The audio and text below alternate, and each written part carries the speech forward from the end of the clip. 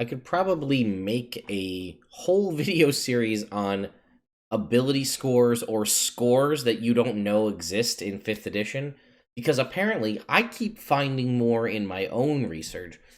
For example, today's episode, did you know there's a loyalty score? It's an optional rule in the Dungeon Master's Guide, but a loyalty score exists, and this is for dealing with NPCs or people that you've added to the party. If you're curious what that's about, stay tuned.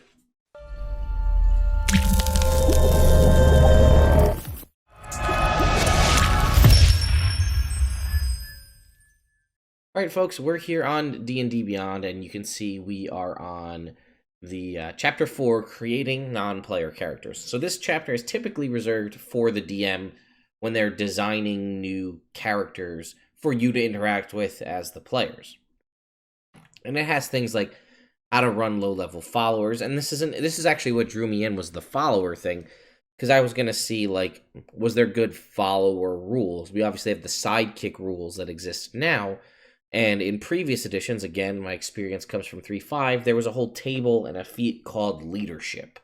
And Leadership let you basically get a whole bunch of people following you around, or basically an NPC, or I think both, an NPC that was basically a few levels, 2 levels or 3 levels less than you, so you basically could play 2 characters, but by just choosing a feat. And you could have followers and hirelings and things like that. But this score, I really like the concept of, and I'll go into a couple other things after this real quick, but I don't know if you've ever had to deal with this, but I certainly have.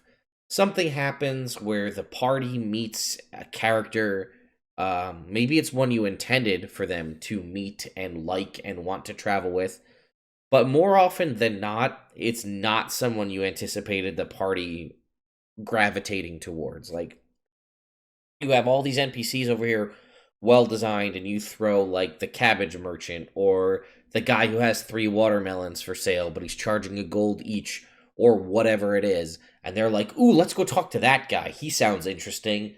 He's going to become our new best friend, and we're going to bring him on the adventure with us. And then eventually you're like, well, I can't just keep Watermelon Guy's going to die. Maybe you give Watermelon Guy a level of fighter so he's not so weak. And then he ends up becoming, like, entreated to the party, and he becomes part of the group. But you're trying to figure out, like, the party starts, and not all the time, right? But there are a lot of times, and I've encountered this myself, where the party starts doing sketchy stuff. And you're like, would Watermelon Salesman Guy still stick around if you guys are, like, breaking in and defacing a temple, or, kidnapping someone? Obviously, if they're good heroes, there may be a reason for why they're doing this. It may be for the greater good, it may be a mission from God, whatever it is. But to Joe Watermelon Salesman over here, he may say, guys, I don't really think I want to partake in this or be a part of this. I'm out. But then they're going to try to convince him and a whole big thing. But this is a way you can do it mechanically, the loyalty score. So, an NPC's loyalty is measured from a numerical scale of 0 to 20. The NPC's maximum loyalty score is equal to the highest charisma score among all adventurers in the party. So if somebody has a 20 charisma, the maximum loyalty score they could get is 20. And its starting loyalty score is half that number. So if, again, somebody in the party has a 20 charisma, you're looking at a 10 loyalty score. So the higher your party's charisma overall, the better it is for this mechanic, right? If it's a party of 8 charisma adventurers, your NPC's loyalty score is going to be 4, and they probably aren't going to hang around for too long. So an NPC party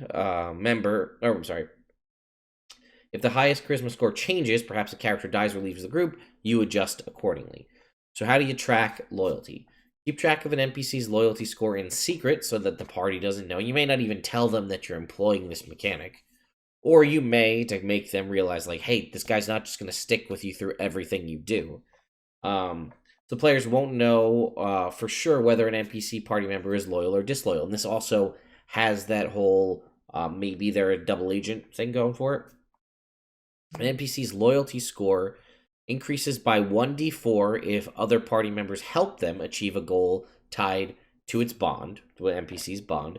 Likewise, an NPC's loyalty score increases by 1d4 if the NPC is treated particularly well, for example, given a magic weapon as a gift, or some sort of entreated well, or rescued by another member of the party.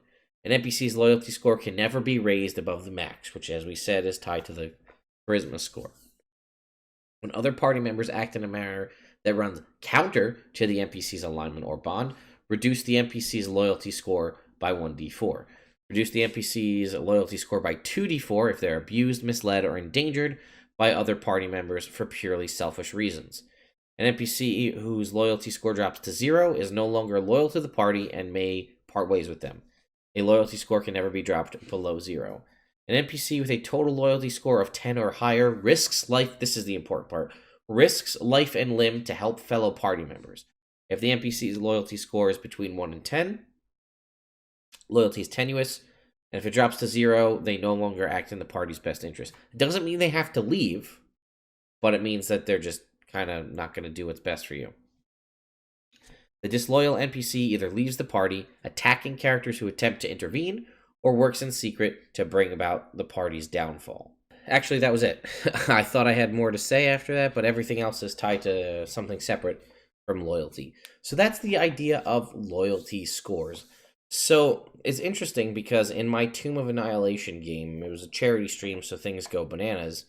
But I had a deck of many things, and someone drew that card, whatever the card is, that you get the service of like a 4th level knight or whatever that's loyal to you.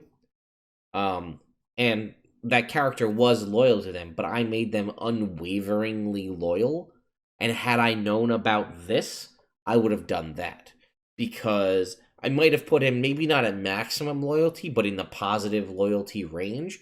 Because the party, 100%, as to be expected, did some questionable, crazy things, but he was 100% loyal to the one character, so I just had him do whatever he said.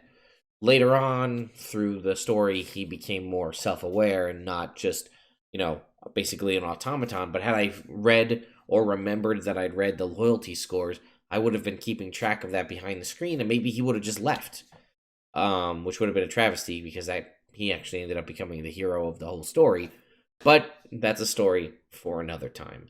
Thank you all so much for watching. If you did enjoy this and these other kinds of videos that I've been doing lately, or you just enjoy Nerd Immersion in general, or my face, or my usually messy room, you can go ahead and feel free to subscribe to the channel. That way, it really does help. I'm on my way to 25K, which is a goal I have for July. I'd love to hit that, and you guys are the ones that can make it happen. So thank you all so much for watching. I'll see you next time.